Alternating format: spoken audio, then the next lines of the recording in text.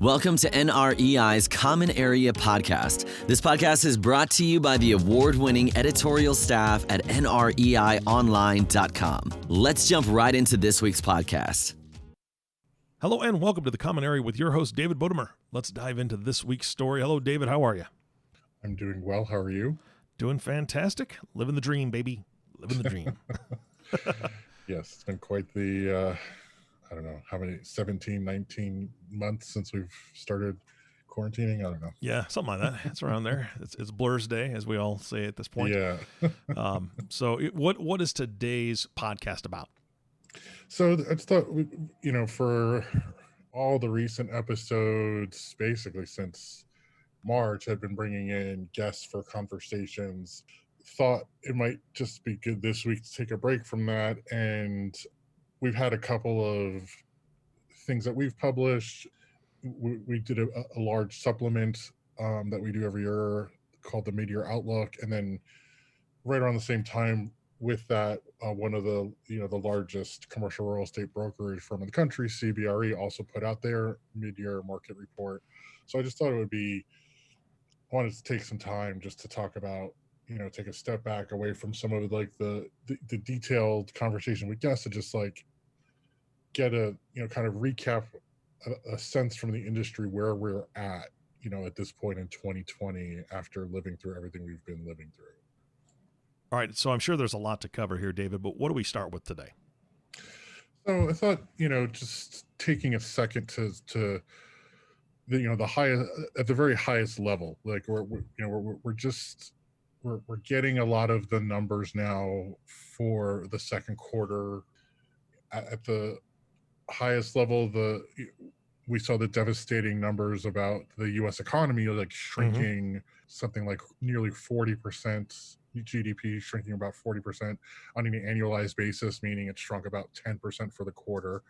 So that's kind of like the backdrop in which the entire commercial real estate universe is operating in response to that. We have this massive macroeconomic shock that's been partially offset by government stimulus, and I think that's similar story that's played out in the rest of the world. And then just as a result of the shutdowns and the reopenings and the changes in behavior, what we really are seeing is how the outlook is now sorting itself out for all of the major property types and the alternative ones. So I think to start with the strongest, I think at this, and I think, I think it's a good time to stop to do this just because, March, the world came to a halt. After weeks of that, we've had this very piecemeal and starting and stopping of reopening and figuring out what businesses can open and what can, and who can work from home for longer and who can't.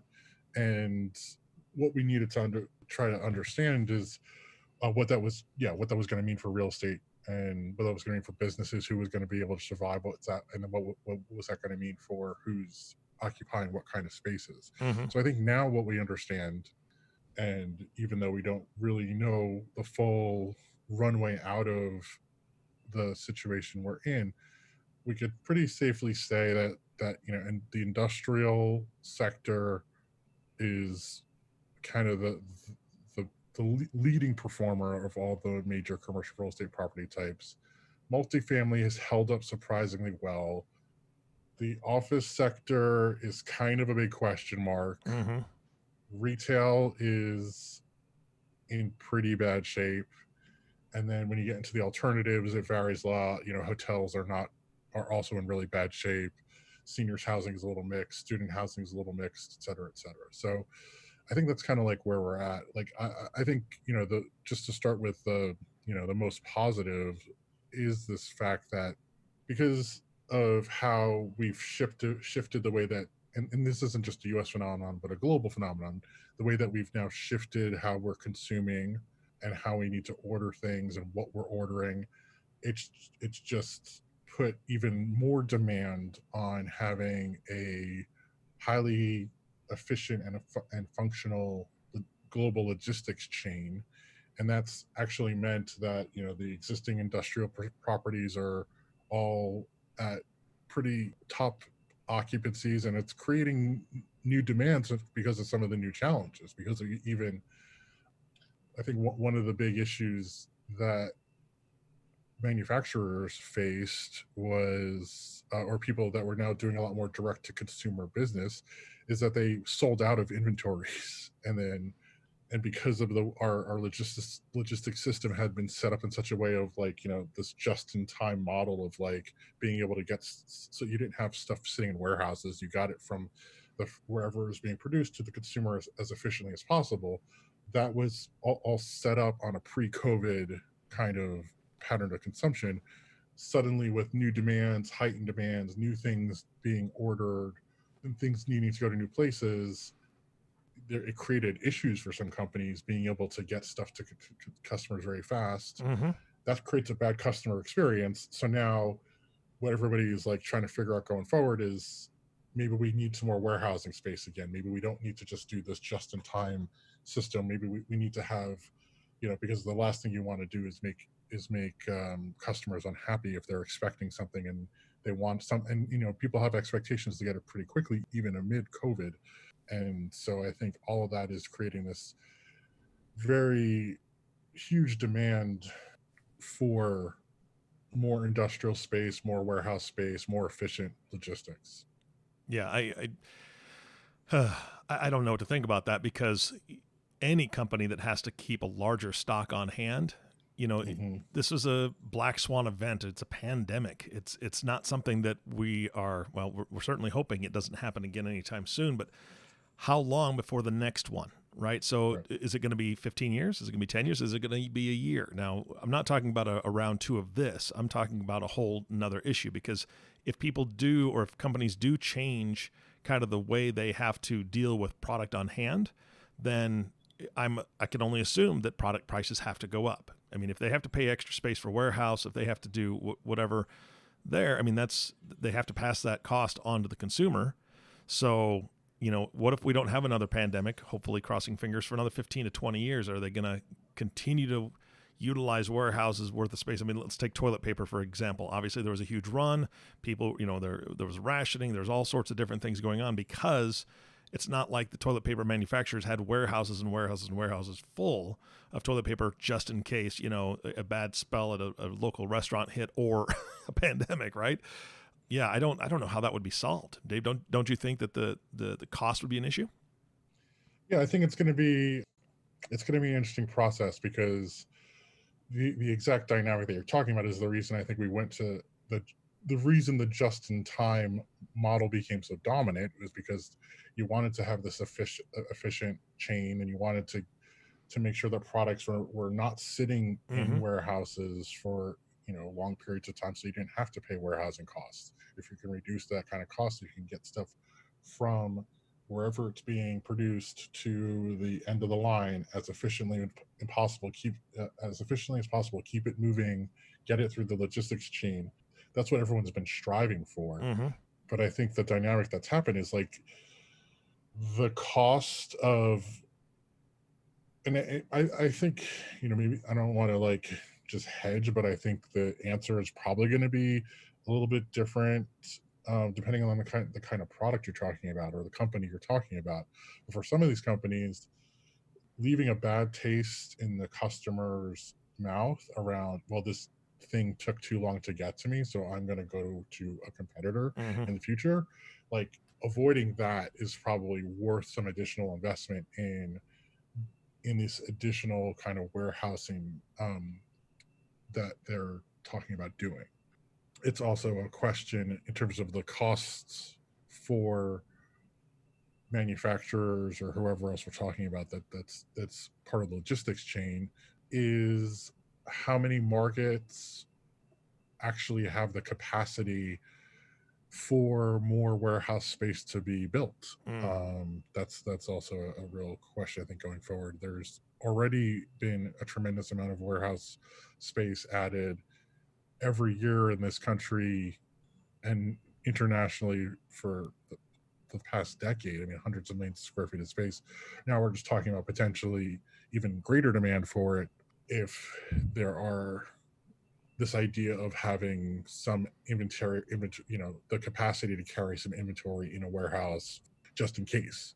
So then this question of how much do you need, how much space do you need, and then so I think it is going to, like, this is, I think, the story that we're going to be following now for the next 12 to 24 months, just to see how the way that the new demands and pressures, that the way that we're living now is placed on the logistics chain, how much of that is going to keep going even after we maybe aren't in this kind of crisis period, but are some of these patterns going to stay the same, or some of the ways people are ordering things now going to stay the same? And then the other kind of wild card here dovetails with the retail sector is that at some retail centers, I think, as we talked about in a recent episode, they're looking at taking, landlords are looking at empty Sears or empty this empty big box space that's being created by the bloodbath in the retail space, and turning some of that into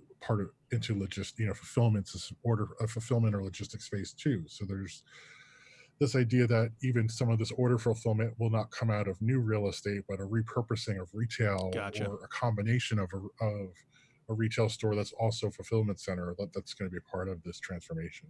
Got it. Yeah. Interesting. Yeah, we'll see how that plays out. Now, you said that the multifamily section really did better than most people thought. How so?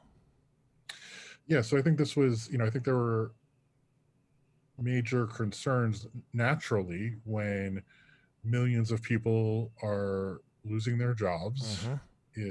How are people going to be able to pay the rent? I mean, that was the very natural assumption and question that people had, and so they thought, like, well, multifamily will probably take a hit just because if you're looking at elevated unemployment, yeah, that's going to be a problem. The reality is that, and then we're recording this at a moment where we actually, we're at a potential turning point around this, precisely because the thing that actually was helped sustain a good chunk of the multifamily market was the extended unemployment benefits and the eviction moratoriums. So, but so there were, well, I mean, the eviction moratoriums didn't really help the multifamily sector. It helped be able to stay in their homes and try to buy them more time. But the extended unemployment benefits actually did mean that a lot more people were able to pay rent than anybody assumed was going to be possible back when we shut everything down in March. Yeah. So I think, like, very early on, industry groups like the National Multi-Housing Council, and as well as some data providers, very quickly set up an infrastructure to try to measure how much rent was being collected, and to get a sense right away. Well, like, when we got to April 1st and May 1st, as like the first, these huge waves of people were hitting the unemployment rolls, well, how much rent are you collecting? And then what they were finding was actually, 95% of people are still, of our units are still, people are still paying their rent. And that was it held up far better than we were anticipating going in. And it turned out, oh, right, I guess actually this thing we did, like the government did, of supplementing state unemployment benefits with $600 a week, as well as extending the amount of time people could be on unemployment, was, most importantly, it helped people who needed that help get through this period. But the multifamily sector was also a beneficiary of that, because landlords were able to collect their rents in ways that they did not think they would be able to.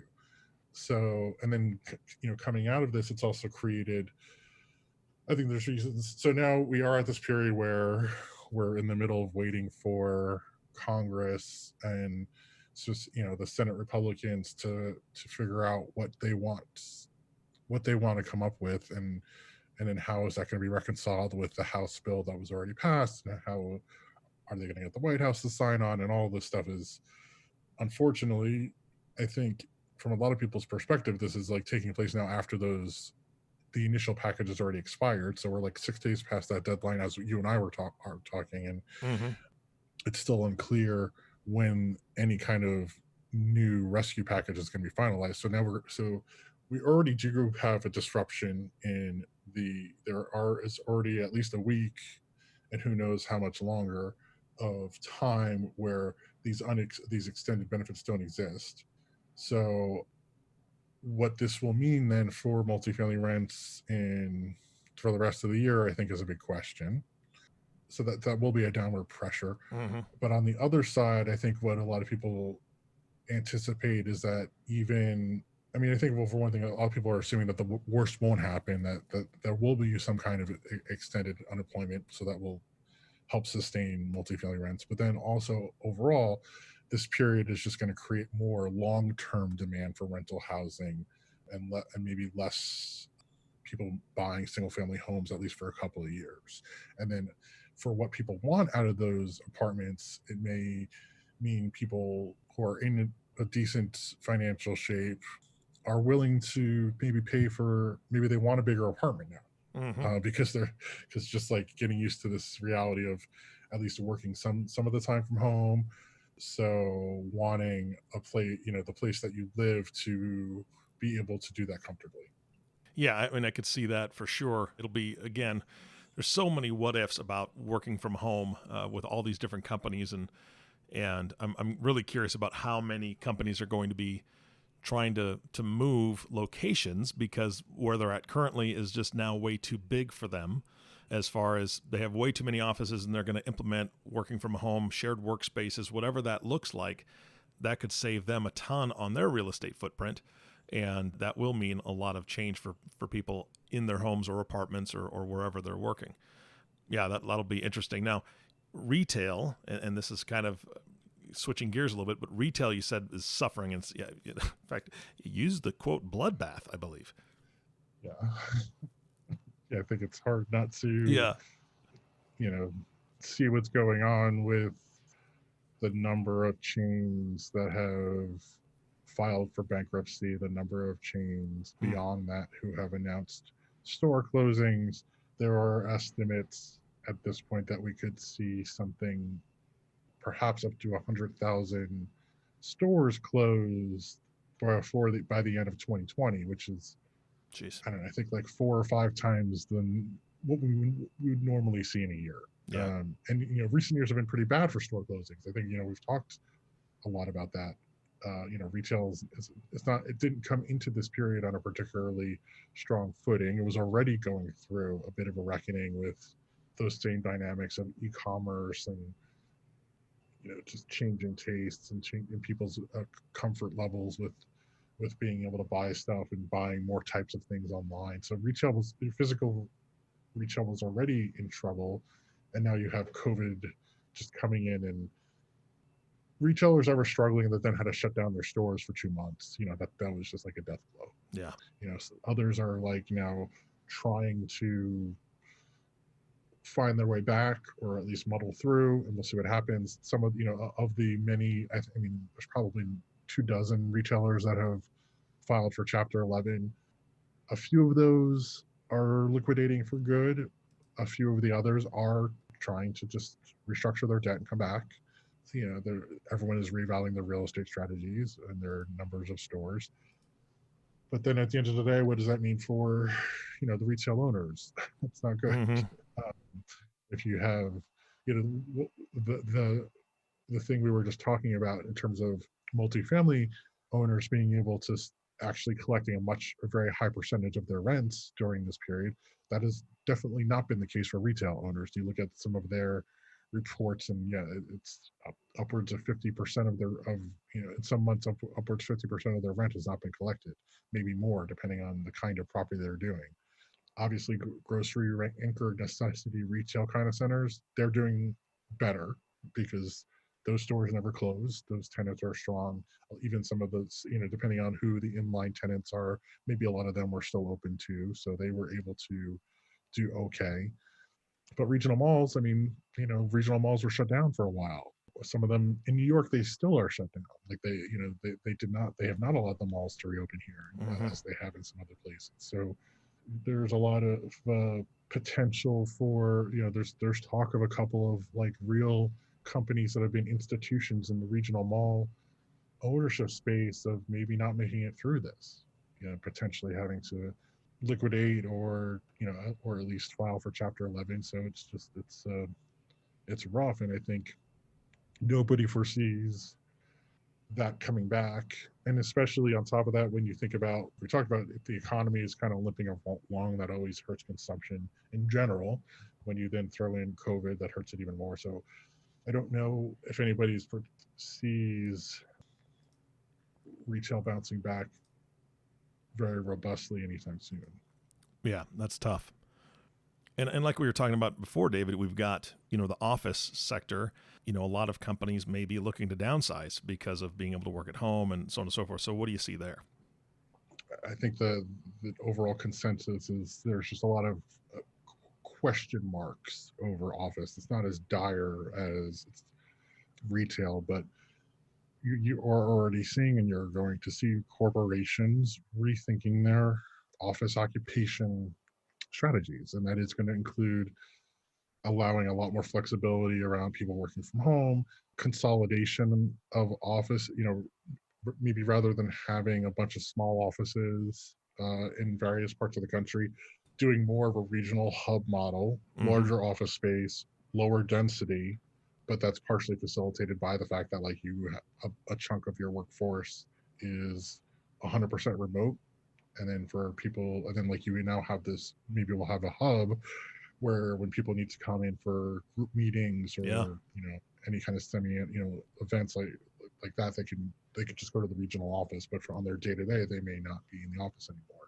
So I think it's not going to be a situation where we're like seeing companies, at least many companies, switch to like a permanent work from home model. I don't think. I mean that there was a lot of like, I feel like we went through some phases with this where like when everyone was first working from home, everyone's like, hey, this is actually not too bad. And like, this is great. Maybe we should just do this permanently. Then I think it got a little bit old. And I think also people discovered some of the limitations of it, which is companies or types of work that's very team-based. It becomes very difficult to sustain that if you're never together. For onboarding employees, it's extremely difficult to train people and to make them feel culturally part of a team if you're never, if you don't actually have that time to be with them one-on-one or in the group. So there are some real areas where like this, like I think like the reality is there's been like a splash of cold water on this idea that like maybe we don't need offices anymore. I think right now companies are being generally very cautious. I know like in New York City, offices, we technically we've been allowed to go back to offices for a while. I know very, very few companies that have. Most of them are waiting until at least Labor Day before starting to bring people back. But I think long term they would like to, but there's still just a lot of caution. And I think so. Yes. Then going forward, what is that going to mean for how much office space is occupied? Who's occupying it? What does it look like? One of the things that before COVID, we'd been moving towards everyone having open offices and pretty dense offices. There's been a gradual decline in the amount of square footage per employee in an office space. So that's going to go back a little bit because even when, as we go back, we're not going to go back to the same density. So there's some countervailing forces too. So even like if a company may not bring all of its employees back, it still may need the same amount of space because it doesn't want to cram all its employees in the same amount of space that it had them before. So but I think you want to signal on like the future of office space. I mean, Facebook just signed this gigantic like 1 million square foot lease in New York like last week. So even like if you think that like tech companies who have been very at the forefront of saying people are keeping their workforces at home still believes pretty strongly obviously in the future of office space. So I think that's kind of the signal for what to expect more broadly. So I think the end of the day is we're just going to see more of a flexible working model for offices. So they will exist. They won't be as dense as before. Maybe companies will have fewer offices than they did before. And this is not the end of the office. Yeah. And I mean, we have the technology and the ability to do so many different things. I mean, obviously we've been talking about working from home, but even if a company says, you know what, we're going to do 50% working from home, meaning, when you work in teams, you're going to this team will be in the office. You've got a shared workspace that has, everything spread out a little bit, but you have docking stations, right? I mean, most companies will have docking stations. Everybody can come in, put their laptop into a docking station that then works on mutual monitors that anybody can use, because anybody can use that same docking station.